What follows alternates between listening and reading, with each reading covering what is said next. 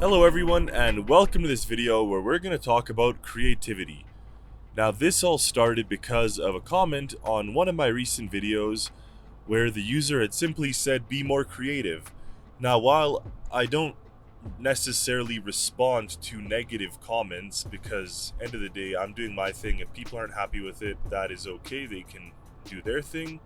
They shouldn't waste their time with my videos if they don't like them.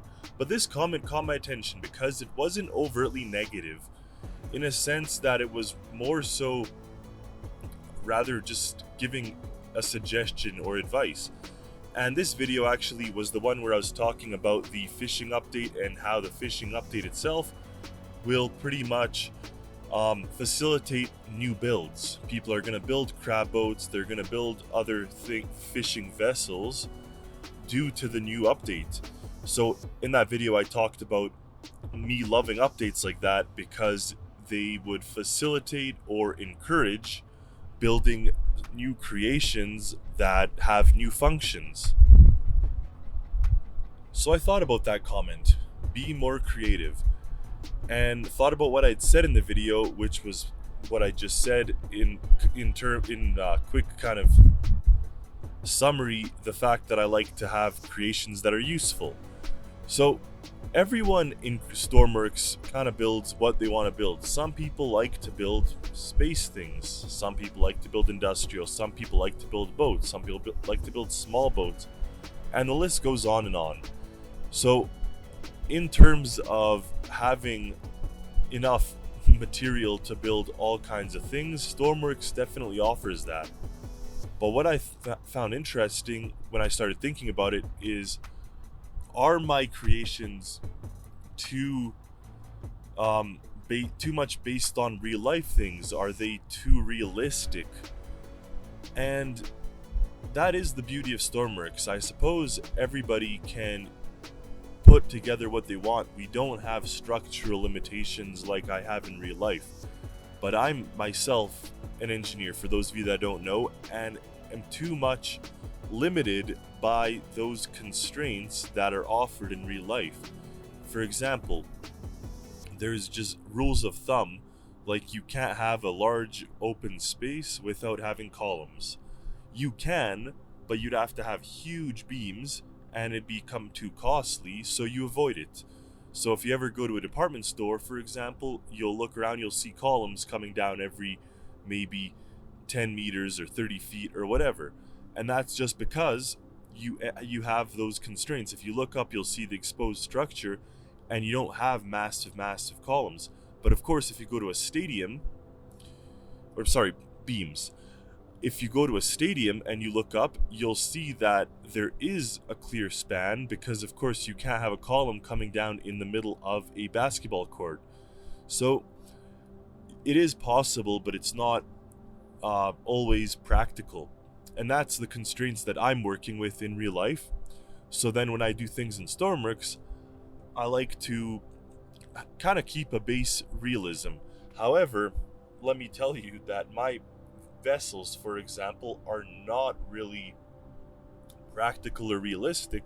If you go to something like the RSV Avala and you walk around the galley level and how you have a massive open space, ships tend to avoid that because by having more bulkheads and walls and things, it gains more structural rigidity. So I do kind of balance or dance on a fine line. I also tend to over-exaggerate the luxurious nature of my industrial builds with the Alta builds by putting a hot tub or putting, a bar or some unnecessary frivolous thing that you'd never see on an actual industrial project. But yet I kind of do that. So that's where I explain or have my creativity. Now, for those that think it's too boring or dull, of course there are builds that can be absolutely abstract.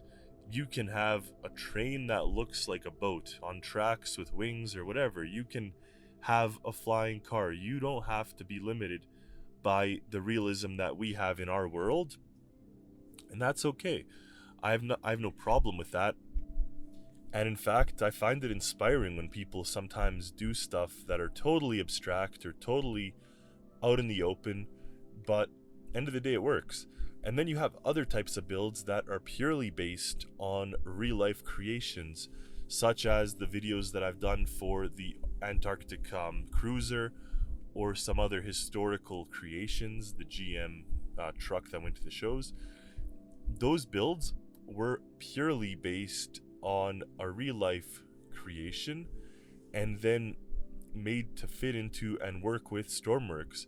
So while not creative in a sense of someone had taken an idea and made it an abstract thing, they were limited by the Stormworks inventory and built something that was based on real life and made it look fantastic and real, and it works. So we have various levels or things that we can call creativity. So I wouldn't say one is better or worse than the other.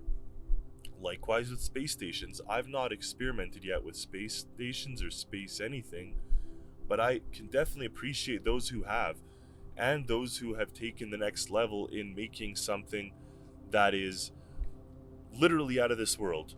So I applaud all creativity. In fact, I applaud anybody that builds anything in Stormworks, because it's not an easy game to build in, and especially when you get into complicated logic and complicated things, it's really impressive. So I'd give a huge pat on the back to any builders, regardless of what their creation looks like, just for the sake of the skill and time and effort that it would take them to build it. So I think that's fantastic. As far as the creativity in my creations, I really don't see me deviating too much from the formula that I've created. Obviously, I have a fan base. I have people that enjoy my builds and hopefully enjoy my videos, and I definitely like it. So while a triple-decker truck with a hot tub and helipad on the roof in the shape of SpongeBob's house sounds like a fantastic idea, in theory, it's not necessarily my style of building, and that's okay. So I'm going to continue doing what I'm doing because I enjoy it. Now, there's other builders also that like to play with infinite fuel or infinite electric or anything like that. And there were comments and people talking about, making my builds more approachable for all players, and including those that play with stuff like that. But I'll tell you that I tend to like my builds being on that realistic side, using fuel and using electric. And if someone plays with infinite fuel or infinite electric, there may be bugs or glitches, but I'll try to do my best to avoid having something completely not work because of those features. And a good example is my trains. I've put a switch in the engine room that you can turn on if you're playing with infinite electric, and the horn will stop blaring because the horn works on a relay. Now, you do lose the functionality of that horn, but I think that's a minor thing to be lost in the grand scheme of things. Yes, there's ways I can accommodate it to make it work with infinite or without infinite, but end of the day, I'm quite happy to base my creations off the realistic style, let's call it, and just make small adaptations for those that play with the other ways. So there you have it, my morning philosophical talk. I'm on the way to work, and I wanted to put out a little video that talked about that type of information. So thank you all for listening, for watching. Thank you for subscribing and supporting my creations. Stay tuned for more creations. I have a lot of things planned. I have not so much time, but I'll do my best to put things out. Stay tuned for more videos, especially with the fishing update and all that stuff. And as always, happy Stormworksing. See you in the next one.